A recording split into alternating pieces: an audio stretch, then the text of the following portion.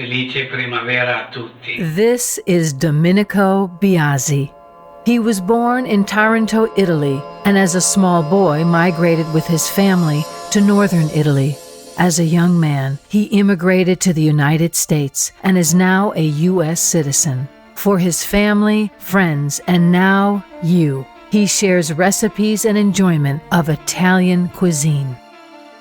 Today for Domenicos Kitchen we was to preparing some dish in honor of the spring. I was to choose it to do a pizza that would be good for a snack, some pasta farfalle with tomato and basil, and then the spaghetti nest for appetizer, which is very correct for the springtime.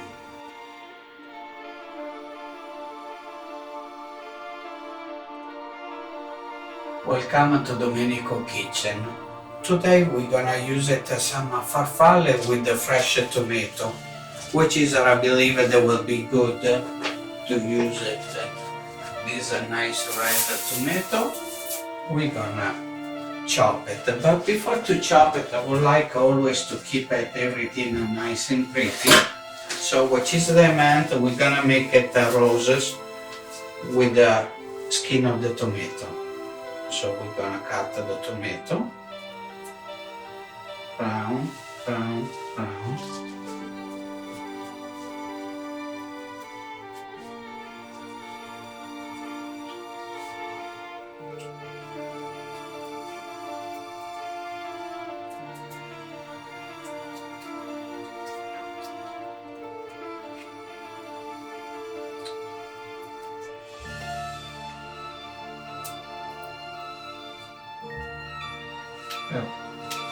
And that's the point. We just cut off stem.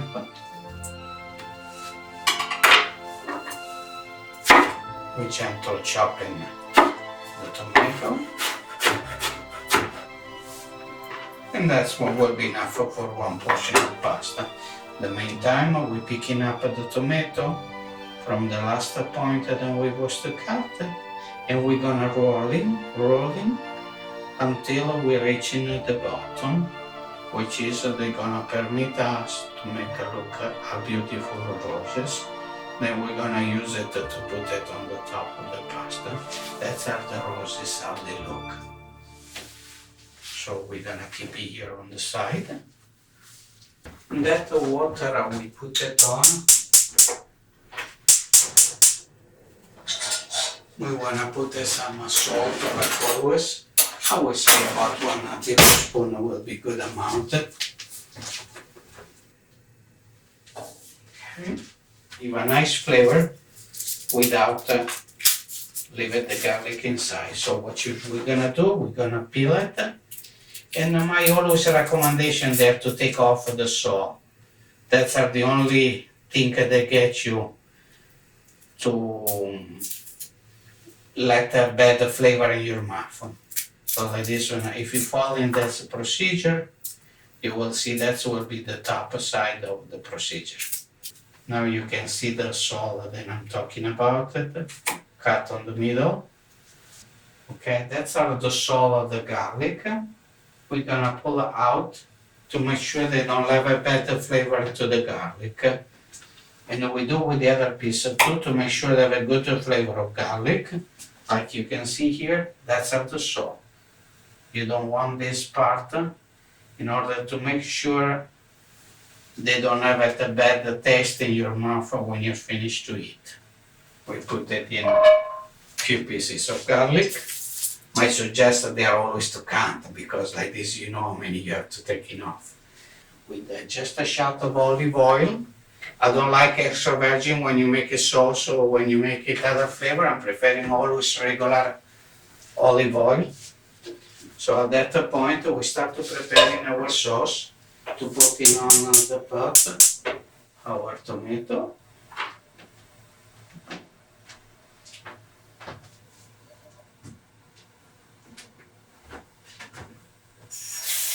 They don't have it to be perfectly chopped like you see it was to be a big chunk and thing, because when you want to eat it you want to feel the taste of the fresh tomato. And then to completely our dish, we're gonna put just some little basil. Then I'm gonna chop it just a few leaves. Like this, we're gonna have it ready for when the pasta is gonna be ready. Some we're gonna use it for decoration. And this one we keep it to nice big one for the decoration and next to the tomato here. We just passing through the knife.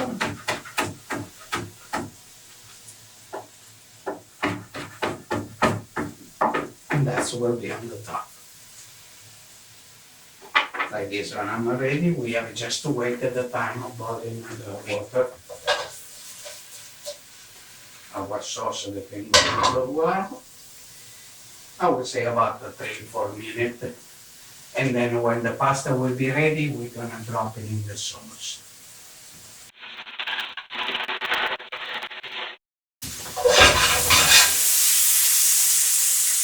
At that point, I would say the tomato, they already started to give out the flavor, the garlic and the smell, and they're extremely wonderful.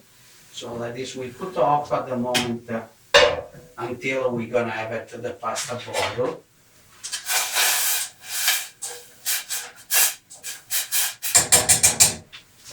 I see even American people, they like to enjoy the pasta, but they don't know how do you coordinate the sauce and pasta.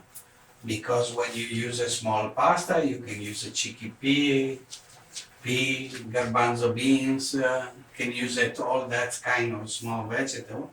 And when you do something like a spaghetti, you can do it alla peperonata with bell pepper and roasted garlic. You can do it with the pesto. All long pasta, they're much better, more large they are, more big sauce, they can hold it.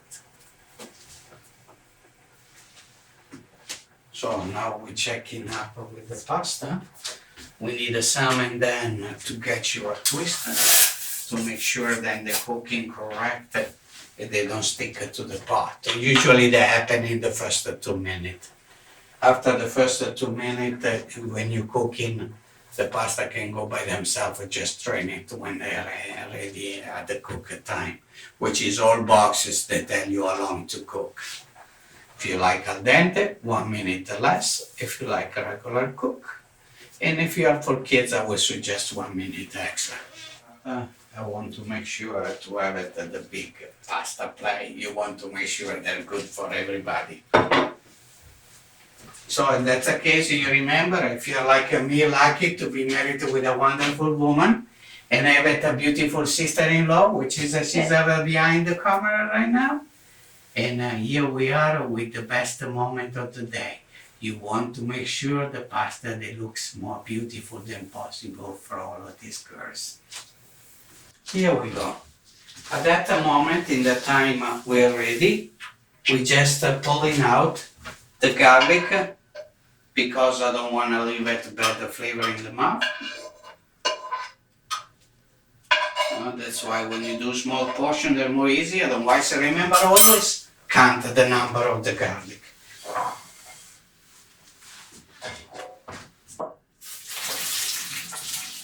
At that point, we have the pasta ready to pass in our sauce, which is at that moment they still just the olive we just shot in and the tomato.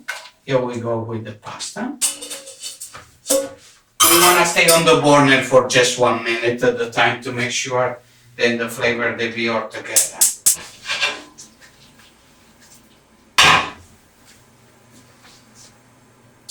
At that point we can start always to make sure then the flavor in the pretty that looks like. Here we go, we have this nice shower of basil in pieces. As soon as you hear it, the noises of the pot to start to fry like now. Can you hear it? That's the noise we're looking for. We're just waiting a couple of minutes.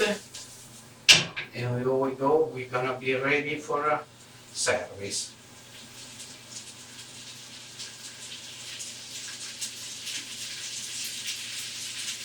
Let's start the noisy. You know they're warming up. Here we go.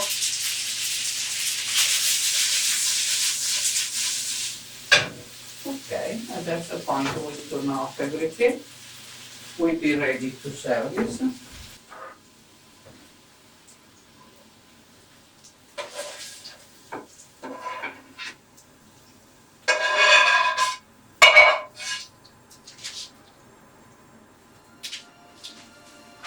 Now we're gonna just decorate it with our roses in the middle.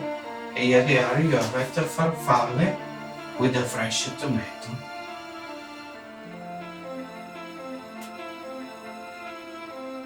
Eccoci qua. Then I was to choose to do the farfalle with the fresh tomato, which is they are more or less for once or farfalle with 2 tomato and basil. And that's the way then I was to proceed today to create the one beautiful day for all family.